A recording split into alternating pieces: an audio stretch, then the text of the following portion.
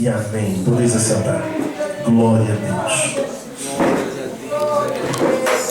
Abra sua Bíblia em 1 Pedro, capítulo 1, do verso 13 ao 16.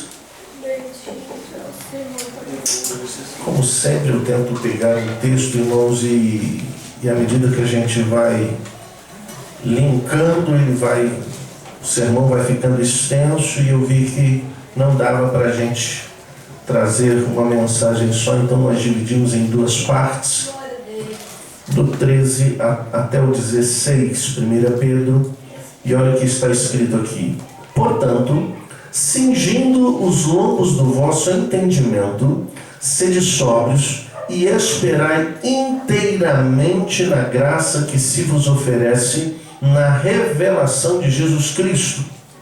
Como filhos obedientes, não vos conformeis com as concupiscências que antes tinhais na vossa ignorância, mas como é santo aquele que vos chamou, sede santos também, sede vós também santos em todo o vosso procedimento, pois está escrito: sede santos, porque eu sou santo. Glória a Deus. A carta de Pedro, queridos, ela foi destinada para todo o corpo de Cristo que havia na região da Ásia Menor, provavelmente convertidos de Paulo, e incluíam tanto judeus quanto gentios. A sua data provável é entre 64 e 66 depois de Cristo, e o objetivo era como viver sua redenção em um mundo hostil, porque a igreja estava começando a ser perseguida. Neste texto de 1 Pedro, capítulo 1, do versos 13 ao 25, existem algumas coisas que nós vamos abordar de uma maneira mais direta, mas aqui só um pano de fundo. Pedro está tratando e nos ensinando que Deus nos salvou para a santidade. Salvou-nos do pecado e não do pecado. Ele nos tira do pecado para uma vida diferente. Isso quer dizer que não há como a pessoa encontrar Cristo e continuar do mesmo jeito. Há um processo que Deus começa a trabalhar na vida da pessoa. Pedro também vai nos dizer que nos salvou das paixões e da futilidade da vida, e não para vivermos outra vez nessas práticas. Ou seja, se o Senhor nos tirou da velha vida, nos tirou das velhas práticas, e não é possível que a gente continue, porque Ele nos salvou dessas paixões. Pedro também vai dizer que aqueles que têm um encontro com Deus receberam uma nova vida e devem viver em novidade de vida. O apóstolo Pedro relaciona salvação e santidade. Não há como dissociar, queridos. Não há como a pessoa ser salva, tirada do mundo, e não viver exatamente essa novidade de vida, porque a expressão santo no original é separado. Quando nós vamos olhar lá no tabernáculo, é interessante que todos os elementos que foram feitos no tabernáculo passaram por um processo tipificando o que precisava acontecer. Todos os elementos do tabernáculo, eles foram aspergidos com sangue, ungidos com azeite e separados somente para o serviço no templo. Você percebe o que isso quer dizer? É que quando nós nos encontramos com Cristo, o sangue de Jesus nos purifica de todo pecado, e o Espírito Santo vem na nossa vida com unção para nos separar, de modo que agora nós não fazemos parte do mundo mais. Nós somos separados para viver em novidade de vida, para a glória do Senhor, para o seu trabalho, para a sua obra e para o seu reino. E em virtude do que Deus fez por nós, devemos viver de modo digno da nossa vocação. Homer vai dizer que somente é possível desafiar pessoas para uma conduta consagrada se elas já renasceram antes. Não dá para chamar pecador para viver em novidade de vida. Ele precisa nascer de novo. Precisa haver uma conversão, uma mudança de direção, uma guinada de 180 graus, para que possa ser desafiado a viver uma vida consagrada ao Senhor. Mas quando nós vemos aqui o verso 13, O apóstolo Pedro está falando de cingir os lombos do vosso entendimento. E tem coisas, irmãos, que nós cometemos o erro de olhar para as Escrituras e tentar de pronto trazer tudo para nós. É preciso a gente entender o que é que está sendo dito, na cultura que está sendo dito, de quem está dizendo, para quem quer dizer e o porquê quer dizer, para você poder pegar essa verdade e trazer para si. Por exemplo, a expressão cingir os lombos do vosso entendimento corresponde ao pensamento oriental metafórico. O que acontece? Na antiguidade, era necessário amarrar as vestes esvoaçantes, né? Você já viu o filme antigo, você vê que eles andavam com aqueles vestidos longos, né? Aí você imagina um camarada com um vestido longo para trabalhar ou para ir para a batalha. Como é que faz com aquele negócio todo, né? Então, quando diz cingir os lombos, você sabe o que era? Era pegar os panos aqui assim e prender o cinto para encurtar, para que ele tivesse uma mobilidade melhor. Quando ele está dizendo isso, o propósito é que o ser humano antigo cingia as ancas enfiando as pontas das vestes sobre o cinto. O que Pedro está querendo dizer é que nós facilmente somos prejudicados no trabalho por ideias esvoaçantes. A gente vem do mundo para a igreja, a gente conhece Jesus e a gente vem com uma bagagem lá de fora. E a gente acha que as ideias são ótimas para serem colocadas aqui dentro. E aí Pedro está dizendo o seguinte, olha, cingiu os vossos lombos. Ou seja, não permita que qualquer coisa atrapalhe o seu entendimento. Cingir o entendimento significa então pensar em algo e tirar conclusões apropriadas. Eu preciso olhar para as Escrituras e ver o que elas dizem e conduzir a minha mente, os meus pensamentos, as minhas ideias, pelo parâmetro do que está aqui. E o grande problema de hoje é que nós queremos pegar a Bíblia e trazer para o parâmetro do que nós queremos, do que nós entendemos, do que dá certo, do que é melhor em termos de contexto, e não dá para pensar em reino fora das Escrituras. E Pedro está batalhando em cima disso. William Barclay vai dizer o seguinte: não podemos contentar-nos com uma fé medíocre e negligente, sem profundidade e sem reflexão. Você sabe o que o povo de Deus, como é que o povo de Deus é tido lá? Gente que não pensa. É gente que sente. Estou sentindo uma coisa aqui. Já viu isso? Aquela perguntinha básica, né? Quantos estão sentindo a presença do Senhor? E todo mundo levanta a mão. Todo mundo. Até que não está. Porque se não levantar, vou dizer, está em pecado, lá, não está sentindo frio, geladeira. Então o camarada levanta até sem sentir. E queridos, na casa do Senhor, nem sempre você vai sentir a presença de Deus. Mas você quer ver uma coisa? Quantos sabem quem está aqui nesta noite? Nós sabemos que a palavra de Deus diz: aonde estiverem 2 ou 3, eu estou. Então o Senhor está nesse lugar. Talvez você não esteja sentindo, mas o fato de você saber te dá uma certeza: Ele vai falar com você e você vai sair daqui diferente de como você entrou. Louvado seja o nome do Senhor. Pedro vai dizer: cingir e ser sóbrios. E você sabe que essa exortação é repetida 3 vezes. No verso 13, no capítulo 4, verso 7 e no capítulo 5, verso 8. Ser sóbrio é estar no pleno domínio da nossa capacidade racional. A gente vem para Cristo e para de pensar. Não, a gente vem para Cristo aí que a gente pensa. E a gente pensa segundo as Escrituras, a gente se debruça sobre ela, absorve a verdade e começa a pensar segundo a palavra. Nós precisamos questionar, irmãos. Nós não podemos ser... Deus nos fez inteligentes para quê? Para a gente não pensar, para a gente pensar. Só que quando Paulo vai dizer aos Romanos capítulo 12, transformai-vos pela renovação do vosso entendimento, é que o nosso entendimento precisa passar por um processo de transformação para que nós venhamos a pensar segundo o reino e não segundo o mundo. Porque pensar segundo o mundo é fácil.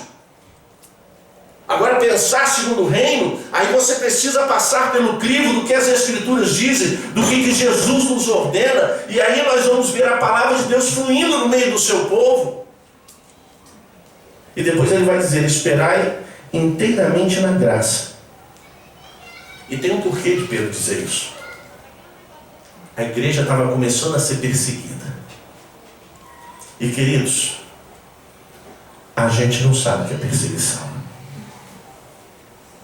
Você pode se deparar com um patrão que de repente pega no teu pé porque você é crente. Você pode se deparar com um vizinho que te atormenta porque você é crente. Você pode estar na escola com um grupinho que odeia você porque você é crente, mas isso não é perseguição. E a igreja estava começando a lidar com isso. E aí o conselho de Pedro é encorajar a olharem para frente, para a recompensa futura, para a segunda vinda de Cristo, para a glória que os aguardava na plenitude, a plenitude da sua salvação. Sabe o que tem acontecido com a igreja hoje? Nós estamos olhando muito para cá. O povo de Deus está começando a gostar da terra, está começando a gostar da prosperidade, de ser abençoado. O povo de Deus está começando a gostar do sucesso, de brilhar, de resplandecer. Não brilha mais a glória de Deus, é a sua própria glória, né? O seu próprio sucesso, o estrelismo. O povo de Deus está gostando de ser aplaudido. E pasmem vocês, a igreja também está gostando de ser aplaudida, porque a igreja está indo de encontro ao mundo com uma mensagem que agrada. E aí você vê, eu fico assustado quando eu vejo isso às vezes. Determinados programas, chega a gente lá, começa a cantar hino, né? E todo mundo canta junto, e alguém diz assim: olha que coisa linda, é o louvor, o evangelho sendo pregado. Não, queridos, o evangelho sendo pregado é denunciando o pecado, é mostrando que precisa haver arrependimento. Não adianta enviar para o mundo mensagem de prosperidade, de bênção, que Deus vai abençoar, que você é escolhido, se não houve conversão. Vai haver confusão, não vai haver conversão. E aí acontece que ao invés do evangelho trazer a sua mensagem, gerar transformação, o que gera é acomodação. E eu me lembro que uma vez eu li um autor dizendo isso, eu nunca mais esqueci. Nunca, escute o que eu vou dizer para você, nunca a igreja de Jesus Cristo foi aplaudida no mundo. Nunca. Nunca. E quando foi, já não era a mensagem de Cristo que era pregada. Hoje não é diferente, queridos. A igreja que está sendo aplaudida, ela não prega mais o evangelho de Jesus Cristo. Ela não denuncia mais o pecado. Ela não aponta mais para a cruz. Ela não glorifica mais Jesus. Ela não aponta o pecado do homem. Quando essas coisas são deixadas de lado, aí as pessoas aplaudem. Porque as pessoas querem bênção. As pessoas querem vitória, mas não querem se quebrantar, não querem se humilhar, não querem se render diante do Senhor. E aí não há conversão, aí não há transformação, aí não há salvação, e aí não é o evangelho. E Pedro estava dizendo para a igreja: olha, na cruz nós fomos justificados, na segunda vida seremos glorificados. Olha para Cristo, olha para a volta do Senhor Jesus, olha para a esperança que nos está proposta, porque nesta vida a gente não leva nada. Warren Wesley vai dizer o seguinte: quando as circunstâncias ao nosso redor estiverem sombrias e tenebrosas, devemos olhar para o alto, pois as estrelas só aparecem quando está escuro. É precisamente porque o cristão vive na esperança que consegue suportar as provas e os sofrimentos desta vida, pois sabe que caminha para a glória. No mundo tereis aflições.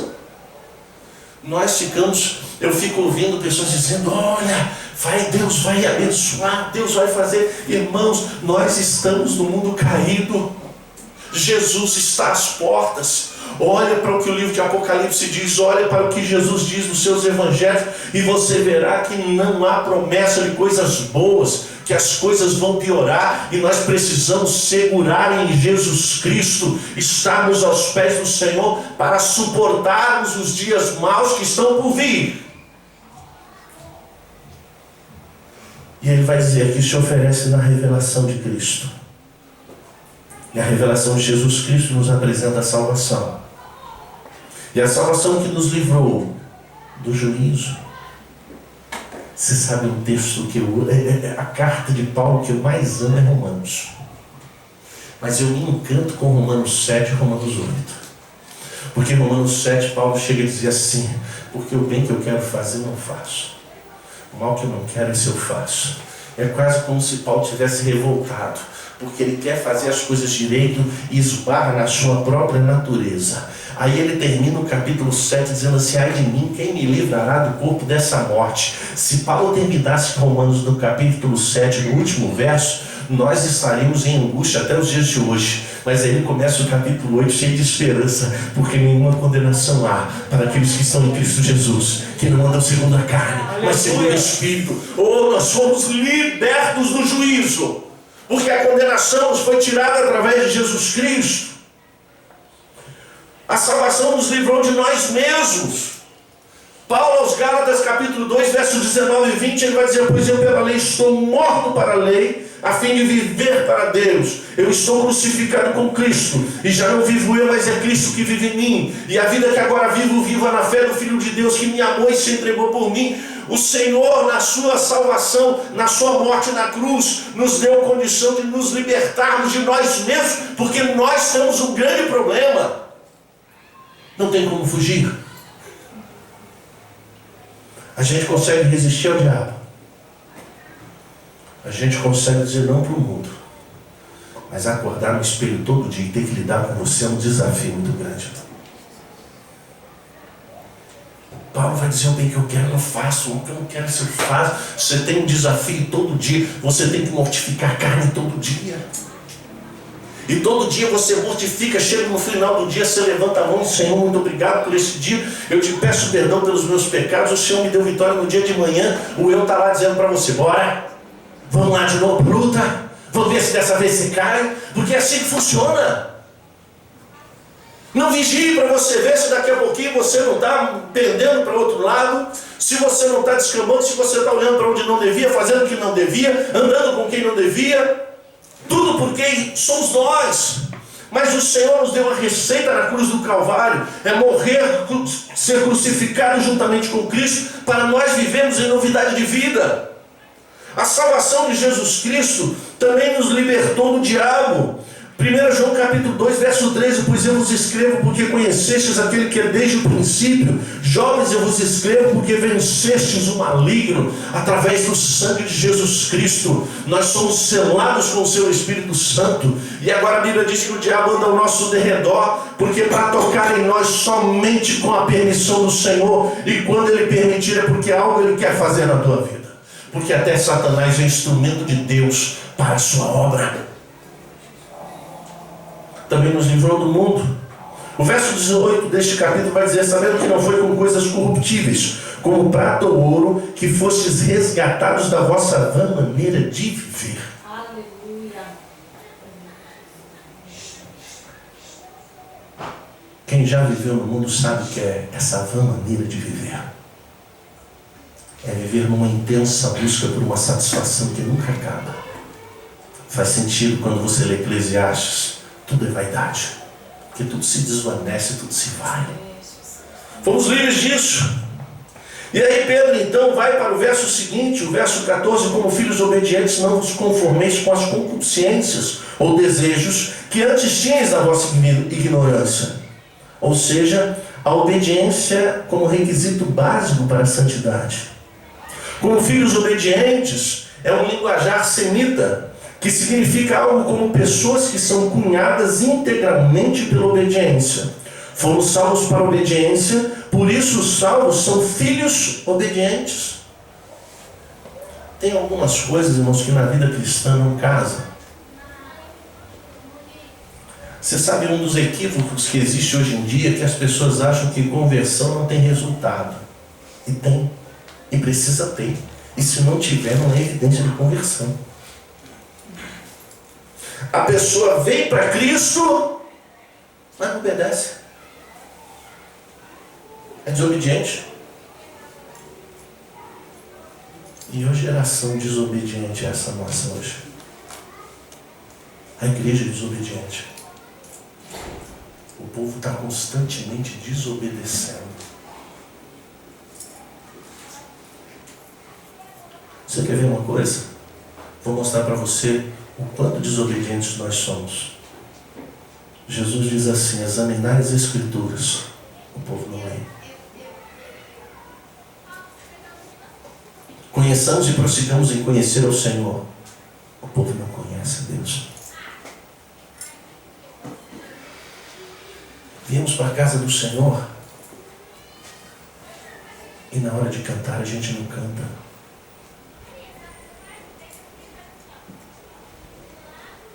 Eu vim de uma igreja que eu achava isso muito interessante. Na hora de cantar o povo não cantava, estava com a Bíblia aberta. Na hora de ler a Bíblia o povo estava com a Bíblia fechada. O que acontece é que nós temos dificuldade de seguir a ordem natural das coisas, a organização do sistema de culto. O que acontece é que a gente não se molda, não caminha de acordo, não obedece à sequência das coisas, nós temos dificuldade. A palavra de Deus está cheia de recomendações que nós não colocamos em prática. Ah, pastor, eu nem sabia. Então já está o primeiro problema aí, porque se são princípios para a vida eterna e você está negligenciando isso, você entende qual é o problema que nós temos? Eu vejo pessoas se estudarem, se empenharem para fazer uma faculdade, para se dedicar, para alcançar, para ter uma profissão, para poder levar a vida adiante. E eu não acho nada de errado, pelo contrário, faça. Eu recomendo, dou um maior incentivo. Jovens, vão estudar, se dediquem, se empenhem, debruce para você conquistar os seus objetivos. Mas me assusta quando eles são os únicos objetivos da pessoa. Não existe um devocional. Essa semana eu encontrei com uma moça em um lugar e eu comecei a conversar com ela. E eu fiquei tão encantado porque ela virou para mim e disse assim: pastor, eu acho estranho porque o povo não faz devocional, não tem o seu momento com Deus. Os meus olhos brilharam, encontrei alguém que faz. A maioria do povo de Deus não sabe o que é passar um tempo lendo a Bíblia, orando, conversando com Deus, para que esse tempo seja relevante para a sua vida, para a eternidade. O vídeo do Papo Cristão de ontem, eu peguei o título de uma frase filosófica que tem no filme do Gladiador, né? O que fazemos aqui reverbera na eternidade. Aí o crente entende que vir na igreja uma vez por semana está bom. Eu quero ir para o céu. Com esse pensamento, com esse sentimento, não é para lá que você vai. Porque o Senhor vai levar os seus, aqueles que Ele conhece. Deus conhece todo mundo, mas aqueles que têm intimidade, dos quais passa tempo com Ele, Ele passa tempo com você. Nós temos perdido isso. E aí eu não consigo entender como é que se empenha tanto para a vida aqui e não se empenha tanto ou mais para a eternidade, do qual você vai prestar conta. Eu não consigo conceber como somos negligentes com relação mais importante que a eternidade, porque essa vida vai acabar. Fomos salvos para a obediência. Como os filhos herdam a natureza dos pais, precisamos viver em santidade, pois o nosso Pai é santo. A psicologia diz que a gente herda a personalidade. 50% dos pais, 25% dos avós, e assim vai. É legal que geralmente os pais, quando olham a personalidade do filho, quando a coisa é ruim, já diz assim: puxa, você. Não é? Isso aí não tem nada a ver comigo. Não é assim? Somos filhos por adoção. Nosso Pai está nos céus, Ele é santo. Como você chama disso? Como você diz que é filho dele e a sua vida não é santa? O seu entendimento não é santo. As suas emoções não são santas. Os seus comportamentos não são santos. as suas atitudes não são santas, os seus sentimentos não são santos. Pastor, é possível? Meu querido, não é que você vai virar anjo, mas é que você vai trilhar o caminho da santidade. O caminho da santidade, Jesus mostra ali: eu sou o caminho, é por mim que você anda. Jesus diz: eu sou a porta, é por ele que você passa. E quando você passa, você vai passar e vai lembrar que o caminho é estreito, a porta é estreita. O evangelho não se adapta a você. Você tem que se adaptar ao evangelho. Eu sempre disse que o evangelho é igualzinho uma camisa. É tamanho único. Se você é gordinho, tem que fazer regime. Se você é magrinho, tem que engordar. Mas tem que ficar no tamanho ideal, não tem jeito. O evangelho não é adaptável. O evangelho é uma proposta de vida do qual a santidade é a referência, porque o Pai é santo. E Pedro vai dizer: não vos conformeis. Pedro adverte os cristãos a evitarem a conformidade com o mundo, insta-os a lutarem pela santidade e confirma suas palavras com uma citação do Antigo Testamento em Levítico 11:44. Eu, Senhor vosso Deus, eu sou o Senhor vosso Deus, consagrai-vos e sede santos, porque eu sou santo. A santidade não é opcional, é requerida, é exigida.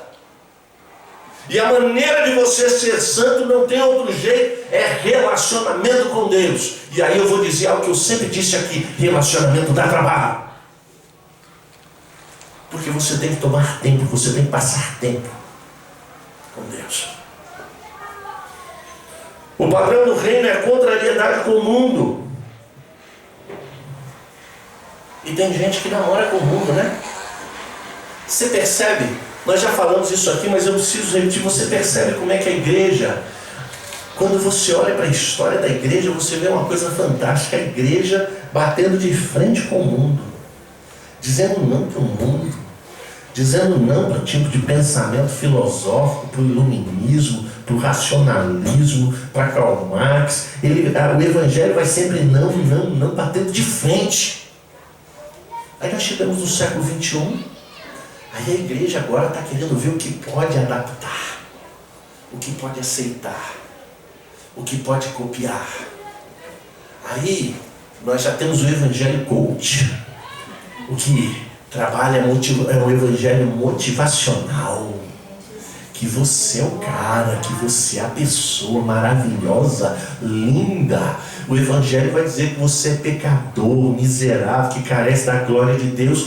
Vem o evangelho coach pintando você de uma coisa totalmente nova. E aí fica difícil entender, porque o processo relacional inverso está na Bíblia. O João vai dizer o seguinte: importa que ele cresça e que eu diminua. Aí você começa a crescer, Deus começa a diminuir. Aí você fica tão bom que a cruz ficou desnecessária. Jesus nem precisava ter morrido, porque você já tem qualidades, você é uma pessoa maravilhosa. E esse não é o evangelho de Jesus Cristo. Então a igreja está namorando com o pensamento do mundo, está namorando com a prática do mundo, com o comportamento do mundo. E nós vamos olhar para a Escritura, e Pedro está dizendo o seguinte: não vos conformeis.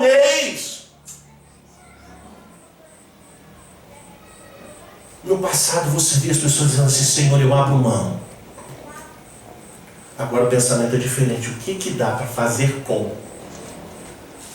O que é que Deus não vai condenar? O que não é pecado? Não se está mais disposto: Senhor, eu abro mão para a tua glória, eu não quero, Senhor, eu deixo para lá, eu estou me consagrando a ti. Não temos mais isso. Agora nós estamos querendo saber até onde Deus permite ir, sem eu perder a salvação. Jesus. Por isso que João vai dizer: pois tudo o que há no mundo, o desejo da carne, o desejo dos olhos, a soberba da vida, não é do Pai, mas do mundo. O mundo passa e os seus desejos, mas aquele que faz a vontade de Deus permanece para sempre. A relação de ódio do crente com o mundo, Jesus vai dizer em João capítulo 15, verso 18 e 19: se o mundo vos odeia, sabei que primeiro do que a vós me odiou a mim. Se fosseis do mundo, o mundo amaria o que é seu. Mas como não sois do mundo, antes dele vos escolhi, é por isso que o mundo vos odeia. que acontece que o mundo não odeia mais o crente hoje, né? A moda agora é ser gospel, né? Ser crente virou novidade. Crente é a onda do sucesso. Vai lá sem nada daquela que você tem uma empresa para ganhar dinheiro, porque o Senhor faz prosperar.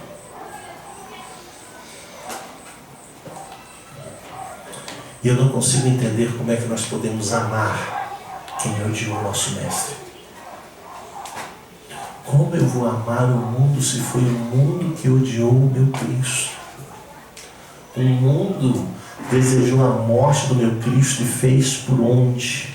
E agora eu quero amar o mundo e amar o meu mestre. Não há o melhor dos dois mundos. Se você amar o mundo, você não ama o Pai. Se você amar o Pai, você vai odiar o mundo. Não há como associar isso. Pedro vai continuar e vai dizer: com as concupiscências que antes tinhas na vossa ignorância. Ou seja, a nossa vida era voltada para os desejos carnais. E esse tipo de vida é incompatível, inconcebível, salvo a moldar-se às paixões de sua velha vida.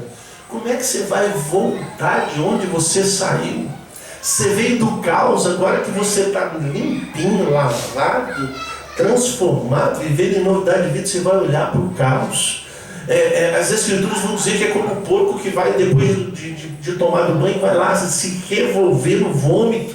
Gente, não é possível voltarmos à velha vida. O salvo é nova criatura, tem uma nova mente, um novo coração e uma nova vida. Pastor, mas de vez em quando vem, que a gente é humano. Vem desejo, vem vontade, mas a hora que vem desejo, vem vontade, é a hora de você clamar o sangue de Jesus. É hora de você se prostrar diante do Senhor e pedir misericórdia, porque a tentação vem, mas poderoso é o Senhor para nos dar vitória. A única coisa que o homem sem Deus sabe fazer é pecar. Como filhos obedientes, não podemos retroceder nem cair nas mesmas práticas indecentes que marcavam nossa conduta quando vivíamos prisioneiros do pecado. Agora você é livre, o Senhor te libertou.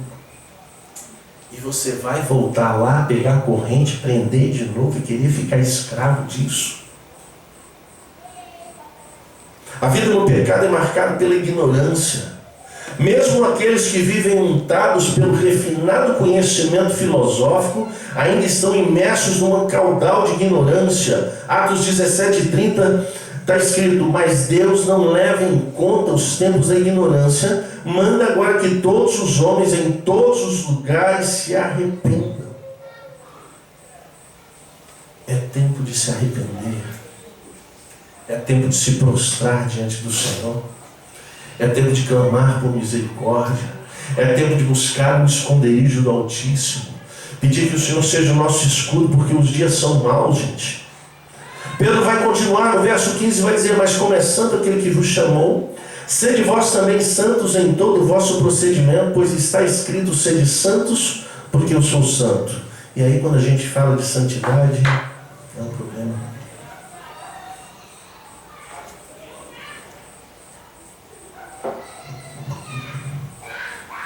Porque a gente gosta de vitória, a gente gosta de bênção.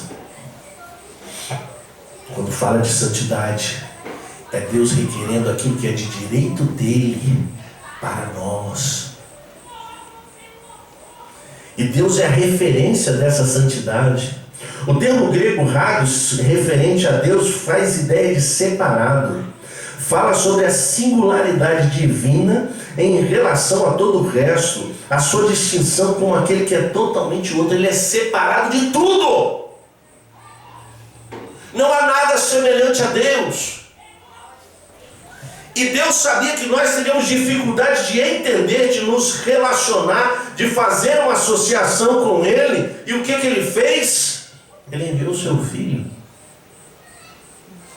E aí, quando alguém pede para Ele: mostra-nos o Pai, Jesus vai dizer: eu estou há tanto tempo com você. Quem vê a mim vê o Pai. Mas a referência da Trindade é que é totalmente outro. Não há conceito que nós possamos associar com a Trindade, com o Pai, com o Filho, com o Espírito Santo, porque eles são santos, separados de toda a sua criação, são perfeitos. O conceito de perfeição a gente não entende, a gente só consegue interpretar baseado no Cristo que foi Cordeiro, que não havia mancha e se ofereceu.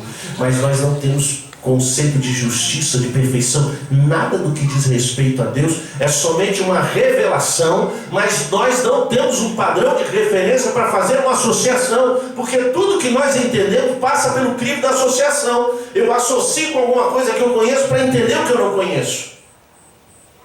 Mas a única referência do Pai é o Filho. E quando Pedro diz, sede vós também santos, Deus nos chama para sermos seus filhos e refletirmos seu caráter. Não fomos destinados apenas para a glória, mas para sermos semelhantes ao Rei da Glória. Deus espera que você o represente. Deus espera que por onde quer que você passa, vejam a glória dele na sua vida. O seu testemunho é a evidência de que Cristo está em você. Porque não há como você dizer que Cristo habita em mim se você fala palavrão, se você é um péssimo marido, um péssimo filho, uma péssima esposa, um péssimo patrão, um péssimo funcionário. Não há como a pessoa ter Cristo e ter essas atribuições. Quem tem Jesus, o caráter de Cristo se evidencia, o seu comportamento, o seu discurso, o seu pensamento, os seus relacionamentos são saudáveis, porque não vive ele, mas é Cristo que vive nele, e a glória que resplandece é de Cristo sobre ele. A santidade nada mais é do que a evidência de Jesus Cristo na sua vida. E eu tenho aversão quando eu escuto alguém dizer assim, precisa buscar santidade. Santidade não é um fim a ser buscado. Santidade é resultado da minha relação com Deus. A Bíblia vai dizer, buscai ao Senhor em primeiro lugar. Nós precisamos ir de encontro ao Senhor, nos apropriarmos desta relação que foi possibilitada quando Jesus Cristo foi levantado na cruz. O véu do templo foi rasgado para que eu tivesse acesso ao trono de Deus. Nós temos livre acesso ao trono de Deus, nós podemos ter relacionamento direto com o Pai. E quando essa relação começa a fluir, aí a minha vida começa a ser aperfeiçoada, eu começo a ser uma nova criatura, o meu discurso muda, a integralidade da minha existência é totalmente transformada, não pelas minhas competências e nem pela minha vontade, mas por causa do Espírito Santo que habita em mim. Em todo o vosso procedimento, todo o nosso procedimento deve resplandecer o caráter de Deus, a santidade daquele que nos chamou do pecado para a salvação. Tornar-se santo inclui ambas as noções sobre santidade, o elemento de separação em distinção ao profano e o elemento ético ou moral. Quem tem Jesus tem padrão, irmão. Tem padrão. O padrão é sobre todas as áreas da nossa vida. Você já viu aquela expressão assim, o Senhor quer só o coração. Aí no arrebatamento, aquele monte de coraçãozinho subindo, né? Não, é o corpo, é a vida, é a alma, é o entendimento, é a integralidade do ser. E aí é o caráter, é aonde eu vou, com quem eu ando, como eu me comporto, como eu me visto, de forma decente, sem levar quem olhar para mim a imaginar alguma coisa. Eu tenho caráter de Cristo, Cristo habita em mim, eu sou templo, eu não sou igreja, eu sou o templo do Espírito Santo. Igreja é quando nós nos reunimos, viu?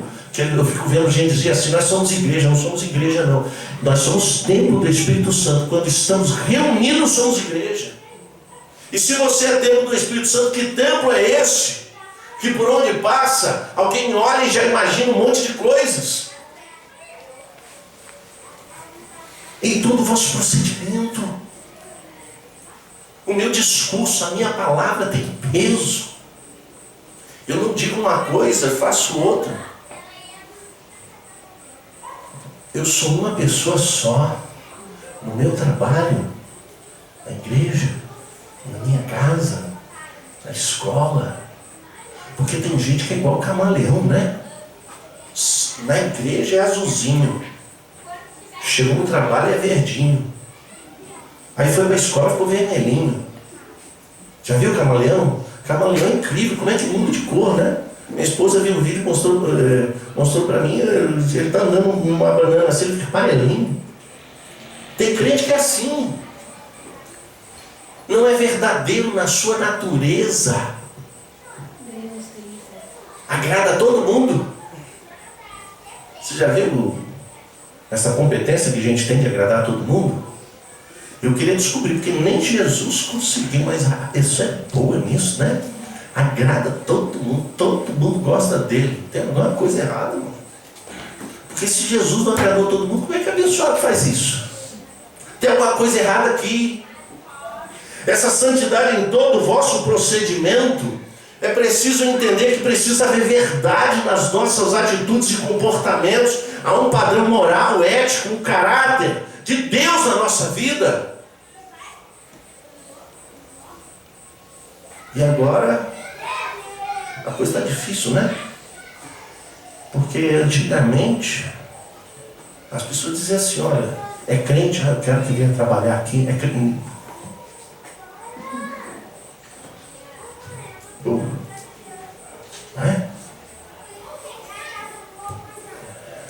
Essa é a igreja de hoje.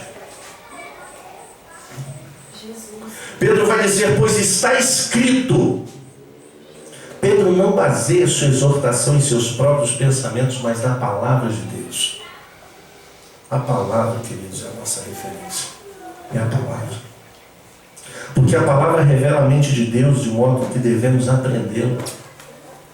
Se as Escrituras revelam o modo de Deus pensar, o seu discurso, então eu preciso aprender, porque o Senhor está se permitindo conhecer o seu campo de ideias, está deixando isso acessível para mim. E sabe o que nós fazemos com isso? Nós deixamos a Bíblia na prateleira. A geração que menos lê as Escrituras, que mais acesso tem. Eu estive em São Paulo esses dias, eu entrei na livraria da CPAT. Queridos, sem brincadeira, mais de 50 versões diferentes de Bíblia. Tem Bíblia do homem, da mulher, do vô, da tia, do vizinho, do irmão, do primo, do cunhado. Tem Bíblia para tudo quanto é jeito. E você não lê.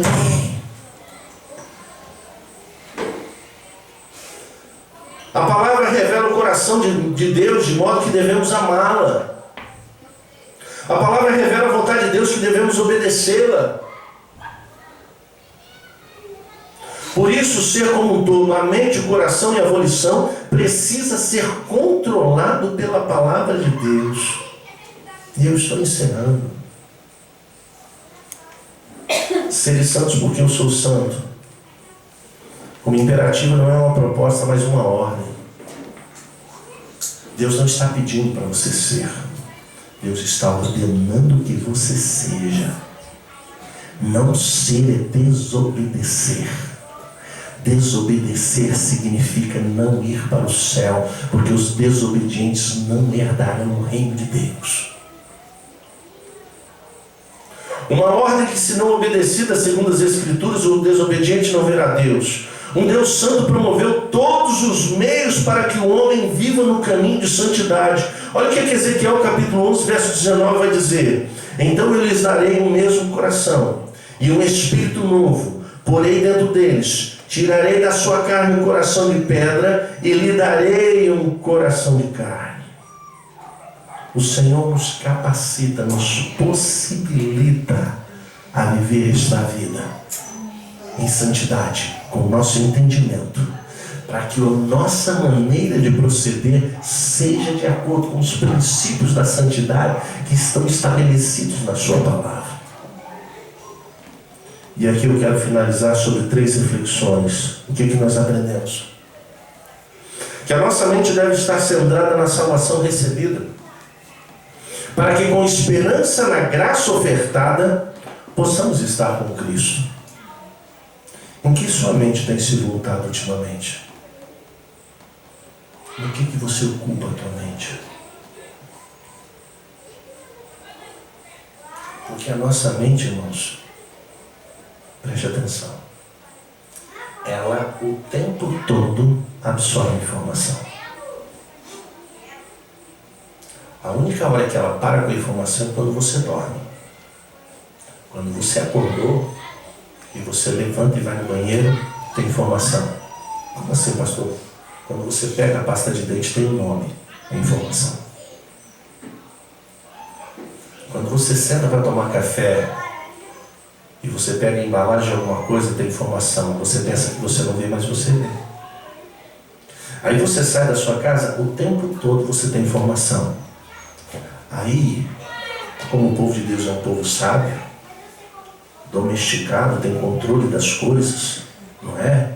Ele não passa tanto tempo no celular mexendo, revirando, olhando as redes sociais, né? O Facebook, o Instagram e tantas outras coisitas por aí, fora as mensagens do WhatsApp, um monte de videozinho que você assiste, tudo isso é informação. E me assusta, porque às vezes eu vou olhar o Facebook e você sabe o que eu vejo? Um monte de crente postando frase totalmente contrária às escrituras. Eu falo assim, o que tem que esse povo não lê Bíblia? Porque compartilham uns pensamentos. Você está divulgando coisa errada. Você percebe como é que nós precisamos voltar o nosso olhar para as escrituras. A nossa mente precisa beber dessa fonte aqui para ser renovada.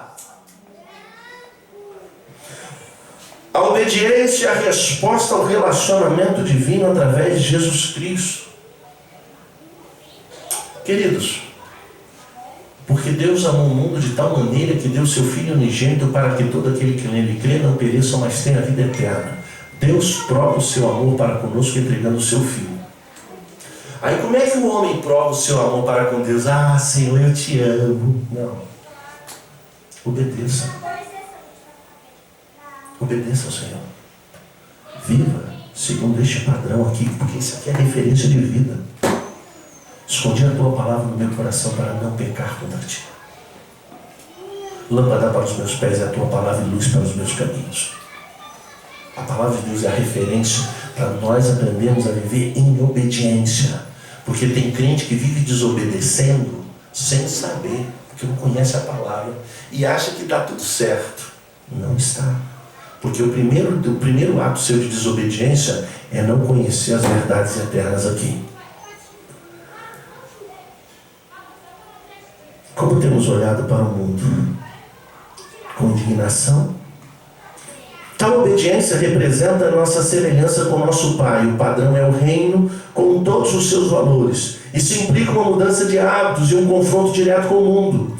Como temos olhado para o mundo? Com indignação? Com admiração. Nós temos vivido um tempo interessante, mas eu sou apaixonado por filosofia. Gosto, já li muito e continuo lendo. E eu acho interessante que na minha época de jovem, e não faz tanto tempo assim, né? Claro que não faz, Débora. Na minha época de jovem, não havia filósofos.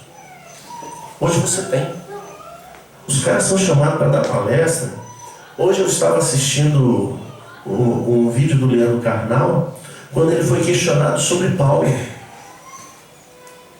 Porque Paulo diz que posso todas as coisas naquele que me fortalece, que eu sei passar. Como é que você vê isso? E ele vai dizer o seguinte: eu tenho inveja de quem tem essa fé, porque eu não tenho. A filosofia racionalista exclui Deus. E nós estamos vivendo um tempo em que a filosofia está sendo aplaudida, as pessoas admiram, porque não conhecem a verdade que transforma, que nos dá esperança, que nos dá uma certeza, que nos traz um Deus para perto, que Ele é real, que é possível experimentar, que é possível viver, que é possível provar desse Deus. E por fim, a santidade como imperativo coloca o crente desobediente no mesmo caminho de Judas, perto do Salvador, longe da salvação. Que caminho você tem trilhado? Andar pelo imperativo da santidade oferecida por Deus ou o caminho das conveniências e amenidades desta vida? Querido, Judas foi alguém que esteve perto do Salvador e perdeu a salvação. Muitos vão ter a mesma experiência. E o Senhor está aqui nesta noite despertando a mim e a você para não trilharmos este caminho. Entenda que o Senhor, Deus, nos deu todas as coisas. Deu o seu Filho para nos resgatar do mundo. Enviou o seu Espírito para dar unção, graça, para a gente poder viver no mundo caído, agradando e glorificando ao Senhor, sendo santos, através da obediência. Às vezes alguém diz assim: é difícil ser crente. É difícil quando você não conhece Jesus. É difícil quando você não tem intimidade com Ele. Porque Ele é aquele que segura na nossa mão, aleluia. Segura. E Ele não nos deixa só. Na dúvida Ele se mostra para você. No medo Ele mostra para você a certeza de que você não está sozinho. A promessa dele é que eu estou convosco, uma promessa gloriosa. Você não está sozinho. Dá para andar no centro da vontade de Deus. Dá para sermos obedientes. Dá para vivermos em novidade de vida. Dá para nós chegarmos no céu. Porque Deus fez todo o possível para nós. Jesus é questionado: quem é que pode ser salvo? Jesus vai dizer: ninguém. Aleluia. Mas o meu Pai fez. E você está aqui por causa disso. Eu quero convidar você a se colocar de pé neste momento.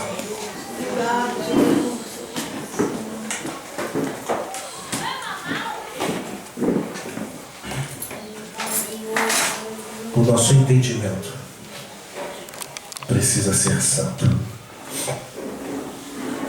para que a nossa mente fique com o padrão da palavra, com o padrão de Cristo.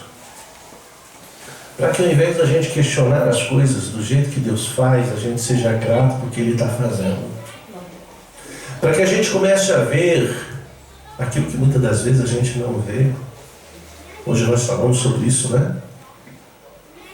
Geazi: Senhor, a cidade está cercada. E Eliseu vai orar: abre os olhos do moço, Senhor. Quando o nosso entendimento é renovado, a nossa visão também é renovada, a gente começa a ver aonde Deus está, o que Ele faz. E nós começamos a descansar num Deus que não nos deixa sozinho, que Ele é fiel na Sua palavra e vai nos fortalecer para a gente andar neste caminho mal, em novidade de vida, em obediência ao Senhor para a Sua glória. E nós vamos chegar no céu. Porque essa é a vontade de Deus para a minha vida e para a sua. E eu quero orar com você agora. Eu quero convidar você a fechar os seus olhos.